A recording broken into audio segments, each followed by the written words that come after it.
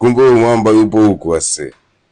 Sasa mimi unajua last time nimeongea na mshikaji. Tulikuwa tu tizi, it's like months zimepita. Jamaa naongea naye, vipi rafiki yangu? Mbona siku hizi sikuelewi. Mwanangu. Unajua nikija tizi asubuhi hivi mama Lani analalamika kinoma yani. Sasa naambia wewe unakuaje unakataa tizi rafiki yangu? Unaona? Imepita miezi kinoma. Sasa mshikaji kumbe na mtafuta anasema yuko busy. Inafika Jumamosi nampigia simu siku hiyo ya twende tizi rafiki yangu. Jamaa anasema excuse hapa na hapa na anachomoka. Kumbe mshikaji wangu jamaa yuko huko aise.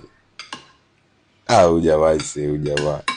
Kumbe jamaa yuko amejifungia huku ana enjoy. Anakula mema ya nchi peke yake.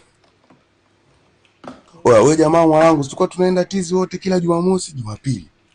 Tunapigana simu tunakumbushana kwenye group na mwenyewe unasema kabisa unakuja. Afu ikifika asubuhi sikuoni. So fresh mwanangu. Nimekaa hapa naangalia naona si yule mwambangu yule. Mwamba ni ametulia na mama yuko ndani, mama ni anaenjoy.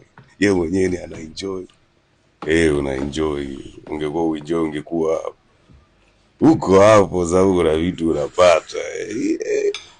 Ila msosio.